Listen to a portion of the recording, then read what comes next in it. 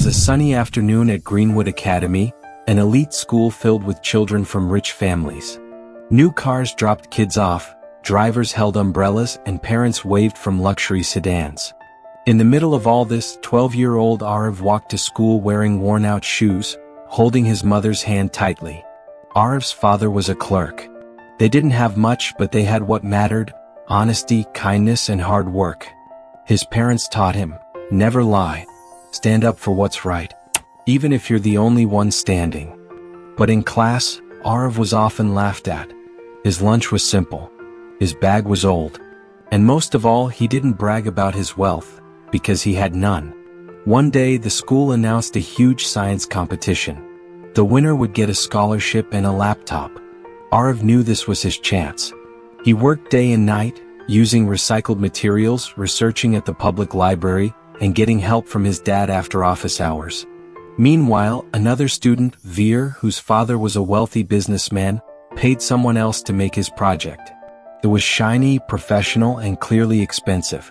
Everyone admired Veer's project, even the teachers. The day of the presentation came. Aarav nervously showed his simple model explaining clean energy using discarded batteries and an old fan motor. The judges listened politely. Then came Veer's turn.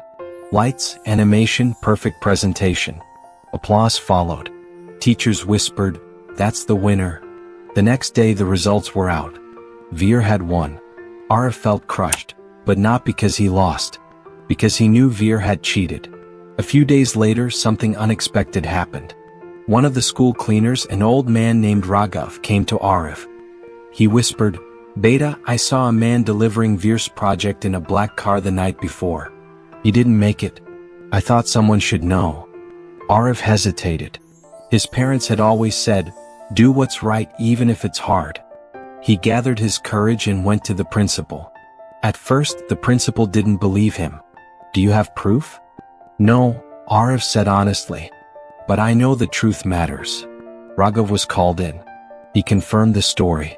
Eventually, the school reviewed the footage and found evidence of the delivery. The truth was out. Veer was disqualified. Aarav was declared the rightful winner. You'd expect celebration, right? But what followed was silence. Some parents whispered, "He's just jealous." Others said, "It's just a school contest. Why cause drama?" Even some teachers were hesitant to praise Aarav, because Veer's father was a major school donor. That evening, Aarav sat with his father. "Papa, I told the truth. I did the right thing." But nobody seemed to care. His father smiled gently. "Son, the world often bows to money. People fear power. They respect success, even if it's built on lies. But that doesn't make it right. Then why be good, Papa? Because we don't follow the world, we follow our values. We walk with our heads high even if we walk alone." That night, Aarav didn't feel like a hero. He felt like someone who had spoken up only to be ignored. But something was changing. The next week, something surprising happened. A younger student came up to Aarav and said, "I saw what you did. I want to be like you." Then another. And another. Slowly, the tide began to turn. A teacher apologized quietly. Even the principal held a meeting to discuss honesty and fairness. The school set up new rules for project submissions. Aarav hadn't just won a contest, he had planted a seed. One that could grow into a forest of better choices. In a world where luxury is louder than truth, where designer clothes are more admired than decency, where people bow to money but mock morals, we must ask ourselves, what are we teaching our children? If a child lies and still gets applause, they'll lie louder next time. If a student cheats and wins, they'll cheat again in life.